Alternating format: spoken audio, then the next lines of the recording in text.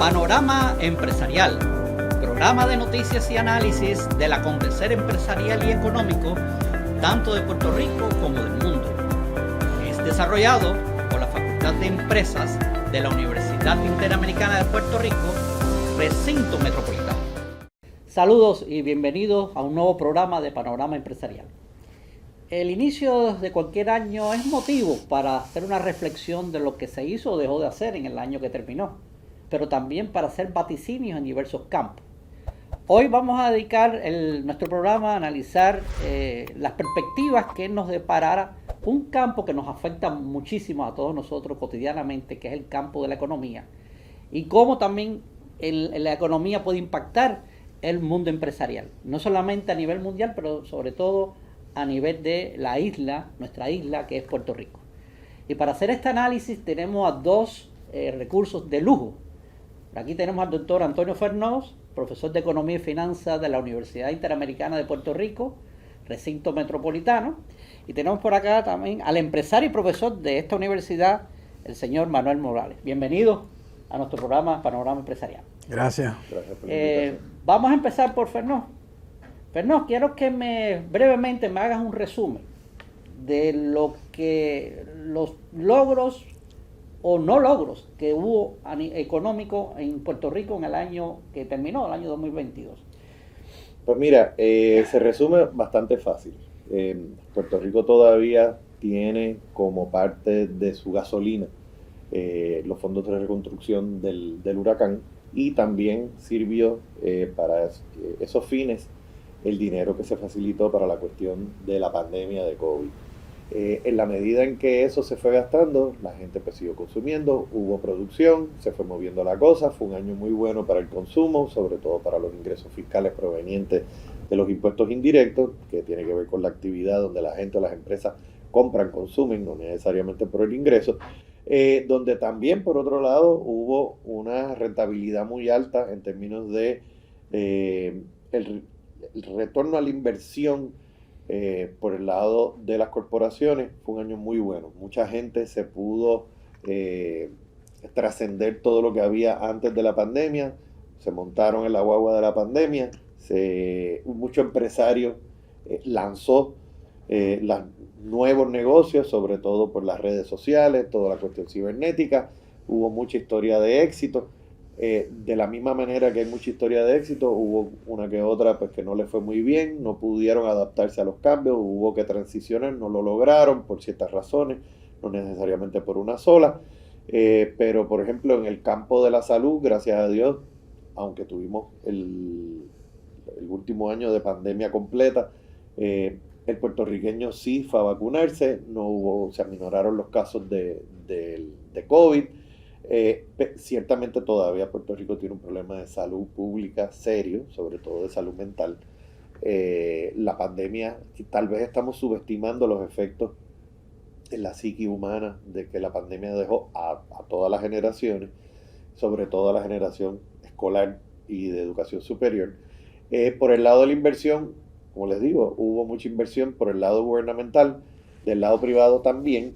Se espera que esto más o menos siga igual que otra cosa. Por el lado del sistema financiero hubo muy buen desempeño tanto de las cooperativas de ahorro y crédito como de los bancos. El mercado de trabajo siguió fortaleciéndose. Hay unas rigideces que todavía siguen ahí, pero la tasa de desempleo siguió bajando, la tasa de participación siguió aumentando. El mercado de dinero sí se hizo un poco más cara el costo del dinero porque la Reserva Federal a nivel de Estados Unidos aumentó las tasas de interés a corto plazo. En Europa también pasó por un proceso de alza de tasas, había un exceso de liquidez que se fue acomodando a través del año.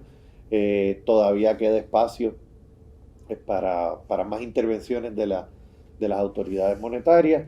Y por último, la gran disyuntiva sigue siendo el mercado de bienes y servicios, donde hay sobre todo los servicios, están manteniendo su nivel de inflación de forma sostenida, haciendo que haya un aumento casi vertiginoso en la inmensa mayoría de los servicios que tienen que ver con tecnología. Algunos otros servicios que sí eran muy demandados durante la pandemia, a medida que fueron abriendo la fuente de creatividad y explotación de los negocios, y la gente en los negocios empezó a recibir a personas en sus lugares de hacer negocios, pues se fue trabajando entonces el mix, la mezcla entre lo que es el mundo cibernético y el negocio tradicional presencial, y eso va a seguir siendo un reto para este año en toda la economía. Lo que sí es importante también que mencionemos antes de terminar esta intervención es que uno de los retos más grandes que tuvimos durante la pandemia y terminó casi desapareciendo este año es la cuestión de la logística de las cadenas de abasto a través de los eslabones de producción de los distintos sectores económicos. En un momento dado, sí, precisamente hace 2 años, pues, el transbordo marítimo y aéreo quedó paralizado, hubo después problemas de logística, pero ya casi están todos subsanados, y no estamos normal, pero estamos casi llegando a lo que era el normal previo a la pandemia. Bueno, año 2022, sistema empresarial en Puerto Rico, sobre todo pequeña y mediana empresa. ¿Cómo tú resumirías su situación? Este próximo año, este año que está comenzando ahora, es un año... Quisiera que me hiciera el resumen 2022, antes de proyectarnos al 2023. Bueno, el año pasado algo que pasó, que me sorprendió mucho a mí, fue la cantidad de cuentapropistas que salieron al mercado. Hace 2 años habían 163,000 personas trabajando por su cuenta. El año pasado el Banco de Desarrollo Económico definió 192,000, y yo creo que eso va a seguir aumentando. ¿Qué es lo que pasa con esa cantidad de gente? Que la economía informal va a ser un signo de interrogación sobre lo que va a estar pasando, porque las empresas más livianas, como restaurantes, por ejemplo, han tenido un problema muy grande reclutando personal. La agricultura ha tenido, y este año ha habido otro aumento en el salario mínimo. Así que el año pasado, para las pequeñas empresas que todavía se están renovando de los desastres naturales que hemos tenido en esos 3 o 4 años, fue un año difícil.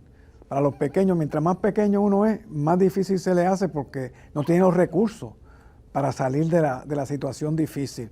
Y la ayuda que pueden recibir también de las instituciones financieras, pues no procede por el mismo riesgo que aumenta cuando no tienen suficiente para seguir echando adelante.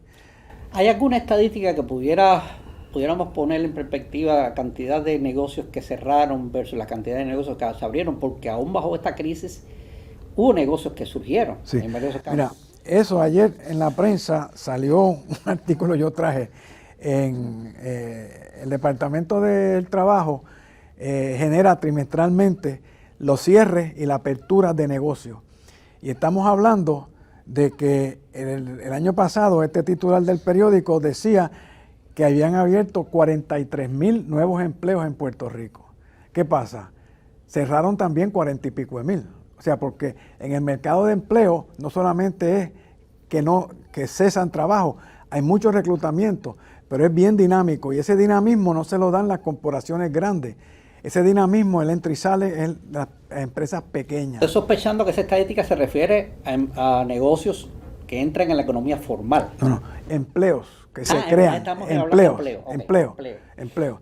Y el año pasado, para un libro que estoy escribiendo ahora, surgió lo mismo. El empleo neto en el trimestre fueron 2,000 y pico de personas, pero abrieron 40 y pico de mil y cerraron 40 y pico de mil. O sea que siempre hay un entra y sale bien grande en el mercado. Y eso es lo que reporta el Departamento del Trabajo. Lo que pasa en la realidad, en la economía que no reporta, y esos son otros 20 pesos, como dicen en Río Piedra. Bueno, ahora estamos en 2023, y el 2023 comienza arrastrando eventos que ocurrieron en 2022 que ensombrecieron un poco el panorama económico global, como la guerra de Ucrania y Rusia, ¿no? Que vino a llegar en un momento menos afortunado posible porque el mundo comenzaba a recuperarse, ¿no?, de las consecuencias del COVID. Y sabemos que esta guerra fue un elemento adicional para presionar más sobre la inflación, ¿no? Entonces, en este contexto, ¿no?, se ha hablado mucho de posibilidad de recesión a nivel mundial como consecuencia también de las medidas adoptadas por los bancos centrales para controlar la misma, hacer la inflación. ¿Cómo tú vaticinas este escenario, Fernó? Pues mira, es curioso.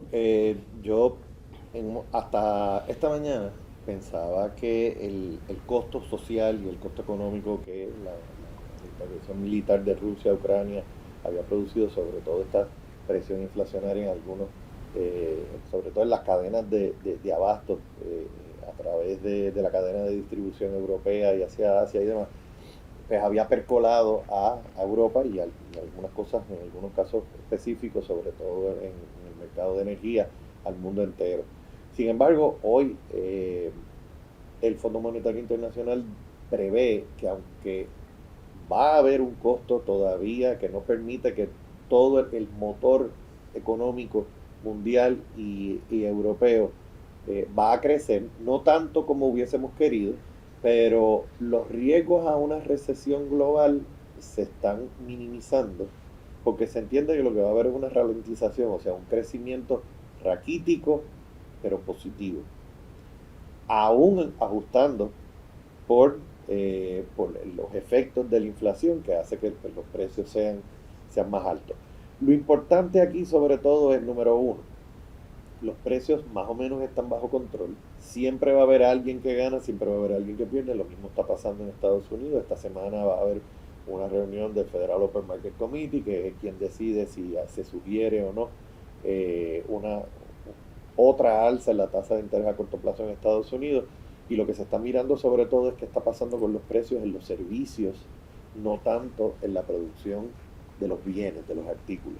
En Europa vemos exactamente lo mismo. Estamos viendo cómo, aunque los precios siguen subiendo, pero ya no están subiendo a la tasa tan acelerada, se están incorporando los eslabonamientos a través de la economía de los distintos sectores, están cayendo en su sitio, y hay que darle una oportunidad también a que esta nueva realidad pues, apacigüe un poco tal vez la parte emocional que solo refleja el vector de precios, no solamente en África, en Asia, que les ha dado duro, sino en Europa y América del Norte, donde están la inmensa mayoría de las economías industrializadas. ¿Y tú crees que ese escenario positivo que estás dibujando, que ciertamente contrasta con lo que se estaba hablando meses atrás, permita a los bancos centrales a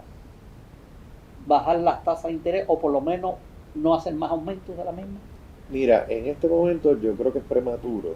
Creo que la cosa no está madura. Creo que hay que esperar unos cuantos, por lo menos hasta los resultados del segundo trimestre, sobre todo en Europa, para ver entonces qué está pasando, sobre todo en economías tan fuertes como lo son la alemana. La economía de Alemania no creció, se contrajo, pero se contrajo por un margen muy, muy pequeño. La economía de Alemania va a apuntar hacia dónde van a ser los distintos movimientos que se pueda hacer, sobre todo en términos de la política monetaria, toda vez si hay una estabilización en los precios y el mercado de trabajo sigue sin mucho ruido en términos de sus rigideces, puede ser que no haya ningún aumento ulterior, pero puede que sí, y si lo hace, creo que será mínimo. En el caso de Estados Unidos va a pasar exactamente lo mismo. El mercado de trabajo está dando todavía buenos indicios de que está saludable. El mercado de artículos sigue teniendo una contrainflación, pero el lado de la producción de servicios es lo que está dando todavía mucho altibajo, con mucho ruido blanco, donde todavía hay que tomar un poco más de precaución. Y yo entiendo que sí, que pueda haber una alza de 25 bases puntos esta semana en Estados Unidos. Lo cual nunca va a ser favorable teniendo en cuenta los aumentos que ha habido. Realmente ha colocado las tasas de interés a un nivel muy alto que ha encarecido el préstamo, ¿no? Sí, desde hace casi 10 años, y sobre todo la tasa hipotecaria está en su nivel más alto en los últimos 14 años. Está claro. Bueno, antes de seguir, es bueno recordarle a la audiencia que nos sigan en las redes sociales y nos den like a estos programas que creo que traen mucha información interesante para el público general. Ahora, Fernando, quiero conectar este análisis macro global con la realidad de Puerto Rico. O sea, ¿hasta qué punto este escenario que tú lo pintas algo más favorable de lo que se estaba pintando en meses anteriores los especialistas? puede impactar a la economía puertorriqueña, teniendo en cuenta que la economía puertorriqueña tiene también unos factores que van a influenciar su desarrollo, que tiene que ver mucho con su relación con los Estados Unidos? Pues mira, en Puerto Rico, sobre todo algo muy peculiar me hace ser algo optimista, y es la recién noticia de que se va a renovar la participación presupuestaria que el Congreso de los Estados Unidos hace a Puerto Rico para Medicare y Medicaid, todo lo que se llama CMS, ¿no? Puerto Rico recibe muchísimo dinero que hace que la base de la producción trabaje, y es como decir, antes teníamos gasolina de bajo octanaje, ahora viene gasolina de alto octanaje, casi jet fuel.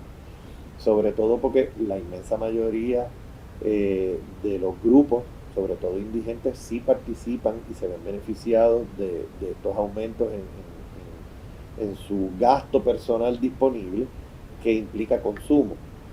Los adultos mayores van a recibir más dinero, una cobertura mucho más amplia, importante para el problema de salud pública que tenemos, sobre todo pues las condiciones que sabemos que son las más agudas en términos de enfermedades crónicas, como son lo que tiene que ver con diabetes, corazón y cáncer. Se está trabajando cada vez más y se está ampliando cada vez más los servicios, sobre todo esos adultos mayores que no pueden necesariamente, se les hace fácil salir de su casa, lo que se llama cuidado en casa o el home care, está recibiendo una cantidad significativa en términos de billones de dólares, no me sé la cantidad, pero bueno, se nos reanudan dinero nuevo para el área de servicios de salud. Claro, contrarresta en algún caso el posible aumento esta semana en el costo del dinero, así que pues, va a haber gente que va a seguir cualificando para los préstamos, pero haciéndose más caro el dinero, puede que haya personas que no puedan comprar la casa, no se le haga entonces factible o viable mantener su ritmo de consumo, porque entonces necesitan aumentar la parte de su ingreso que va a cumplir con sus obligaciones financieras, sobre todo puertorriqueños teniendo buen acceso a buenas fuentes de crédito, sobre todo a corto plazo, todo lo que es consumo, tarjetas de crédito. Esas son las tasas que más aumentan cuando se dan pues los aumentos en la tasa de interés a corto plazo por la Reserva Federal.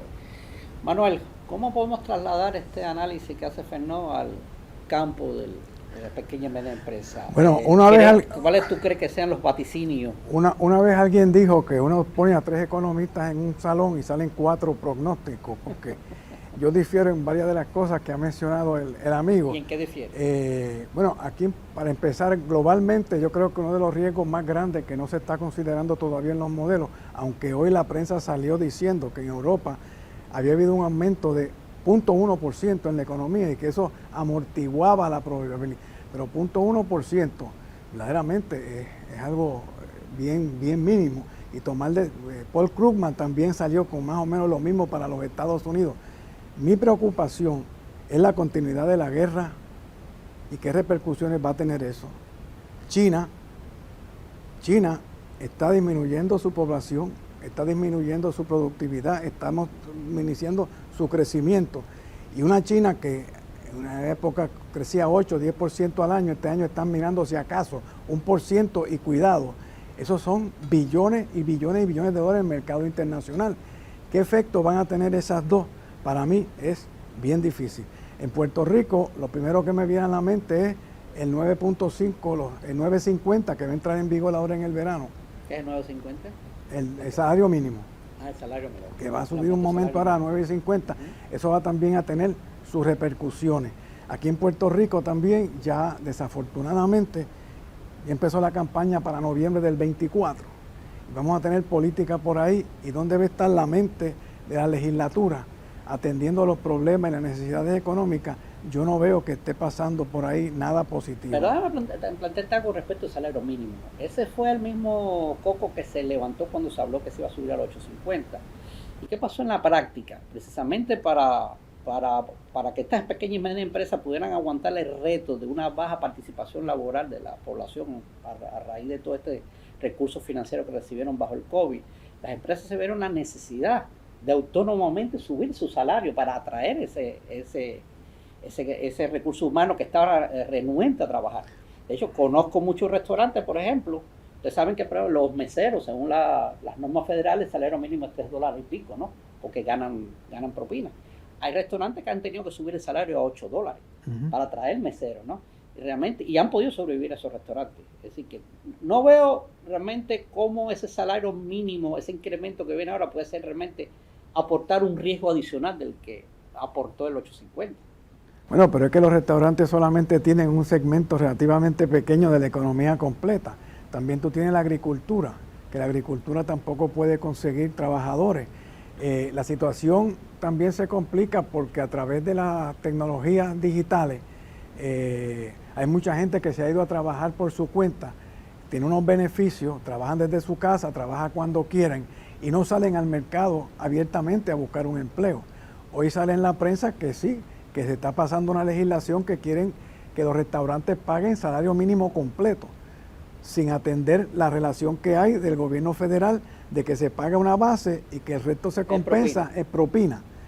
Eso lo quieren eliminar, así que eso vamos a estar hablando en Puerto Rico de los restaurantes que se han estado quejando muchísimo en lo que hay. En cuanto a la manufactura, en Puerto Rico siempre que se habla de manufactura se piensa en las corporaciones multinacionales. En Puerto Rico hay 1.900 establecimientos de manufactura. De esos, 1.100 son manufacturas puertorriqueñas, que emplean 3, 5, 8 personas, no son como las grandes. Entonces son pequeñas empresas empresas manufactureras. El promedio de la manufactura nativa es de 17 personas, el promedio de empleo de la internacional es cerca de 50. Y el valor añadido por la multinacional opaca definitivamente el valor añadido de lo que generan el Producto Interno de la local. Pero la cantidad de manufactureros que hay en Puerto Rico de capital están teniendo problemas. Cuando aquí se dice que la manufactura está operando, se están refiriendo a las compañías grandes. La compañía local tiene los mismos problemas que tienen los restaurantes, que tienen los cafetaleros, no pueden conseguir gente. Aquí en Puerto Rico hay cerca de 44,000 establecimientos comerciales y de esos 42,000 tienen menos de 49 empleados, que es el tope que da la ley para las pymes, que es por definición.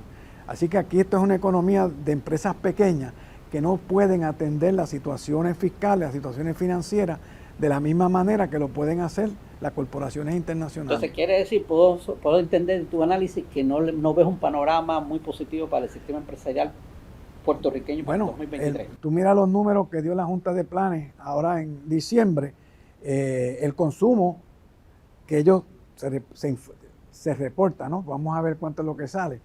Se reporta que el consumo del 22 al 21 aumentó 4%, gran parte por los fondos que llegaron. Para el 23 están mirando que va a aumentar 0.7% sobre el año pasado, el año fiscal pasado. Lo mismo con el gobierno va a bajar de 4 a 2% el gasto que está haciendo y la construcción se va a quedar más o menos como en 4%.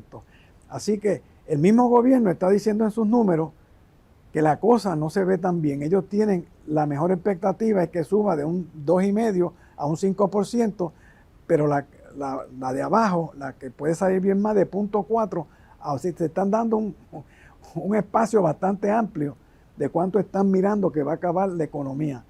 Otro asunto que hay también es que la renuencia o reticencia que tiene el gobierno en desembolsar los fondos de la reconstrucción. Que hace 3 años estamos esperando que los dineros de reconstrucción nos hagan maravilla aquí, pero han estado saliendo bien poco a poco. Si eso continúa, el cushion, el colchón que se pensaba que los fondos de reconstrucción iban a tener en Puerto Rico, no se va a dar como estábamos esperando. Y eso vamos a tener que ver porque eso va a llegar con el tiempo. Hay un factor que no hemos analizado, yo creo, a ver si lo podemos tocar aunque sea brevemente, porque nos queda poco espacio para terminar el programa, que es la cuestión energética. ¿Creen que el 2023 nos dará un respiro? No mejoría realmente, si la situación del sistema energético en Puerto Rico es de tal magnitud que esto no se arregla en un año. Pero ahora con la noticia de que se va a privatizar el factor de la generación, ¿creen que podemos tener un respiro en ese sector en el año 2023? Mira, Primero, yo creo que no, porque en realidad cuando lo que se habla de una privatización, una PP, en realidad lo que están haciendo es cambiando la administración, pero las fuentes de generación siguen siendo exactamente las mismas. Aquí nadie puede pensar en su sano juicio que en los próximos 11 meses se va a fabricar y va a estar disponible para generación algo de un mega gigawatt de generación. Así que lo que están haciendo es cambiando de mano quiénes son los que van a estar administrando la generación. Pero las calderas siguen siendo las mismas, así que creo que nos vamos a quedar exactamente en el mismo sitio. Apagones, incertidumbre en la estabilidad del sistema. Claro, sobre todo porque eso no es de un día para otro, sobre todo porque hay que darle por otro lado el beneficio, que es muy difícil a la hora de la vida real, pero hace sentido cuando uno dice, pero es que viene un operador nuevo. Ese operador nuevo tiene que conocer las vicisitudes que tiene ese sistema, porque esta gente no viene sabiendo lo que lleva, los que se van, que llevan 100 años allí y quebraron la Autoridad de Energía Eléctrica. A todo esto quisiera bien brevemente repuntar una de las cosas que dijo Morales. En el caso del aumento del salario mínimo, yo creo que Puerto Rico se dio el caso, sobre todo cuando se aumentó la última vez, que todo el pateleteo y los gritos de que se iba a colapsar sobre todo la pequeña y mediana empresa, que hicieron un ridículo porque no pasó. Sí hay unos sectores y unos subsectores muy específicos que se afectan porque el empresario manufacturero sobre todo tiene ciertos subsidios y ciertos acomodos razonables que son razonables. Pero el que no está bajo ningún régimen de subsidio gubernamental, definitivamente no necesariamente todo el mundo tiene la cantidad de apalancamiento, la cantidad de financiamiento para absorber este tipo de cosas, sobre todo cuando ya se sabe que Puerto Rico tiene un sistema de precios en términos del mercado de trabajo bastante bajo dentro de las circunstancias y la normativa en que se compara Puerto Rico con Estados Unidos. En el lado comercial quedan muchas oportunidades y mucha gente, sobre todo en el área de restaurantes y de comida rápida, hubo récord de ventas, sobre todo la gente de Encanto. Que no hay que minimizarlo. Y subieron los precios. Ese es un sector que tiene subieron los salarios y subieron los beneficios marginales. No, y es un sector que tiene bastante penetración en el universo económico de la isla. Totalmente. Yo por mi parte corregiría algo que tú mencionaste, la situación energética. Yo dije la situación administrativa, porque el contrato que tiene Luma no ofrece ninguna garantía de que las tarifas vayan a bajar. Y por lo que yo he leído en la prensa y he oído en la radio y la televisión, el contrato con la privatizadora que tiene ahora la generación va por el mismo lado. Así que, ¿qué presiones van a tener ellos por errores que cometan que le pueden cobrar al sistema? Eso está ahí en veremos. Y eso es una intervención bien difícil, porque este pueblo ya no aguanta más el aumento en la energía eléctrica. Es algo que verdaderamente es bien difícil. No, y realmente impacta con mucha fuerza el sector empresarial. Definitivamente. Es un componente importante. Bueno, han podido ver que esto es un tema que se vaticinaba que es apasionante, es interesante. Hay mucha tela por donde cortar. Yo creo que esto meritaría inclusive hacer otro programa más adelante en el año para ir ajustando los juicios que hoy en el día de hoy se vertieron aquí. Así que les agradezco una vez más al doctor Fernó, al profesor Manuel Morales por su estancia aquí, y será hasta la próxima entrega de Panorama Empresarial.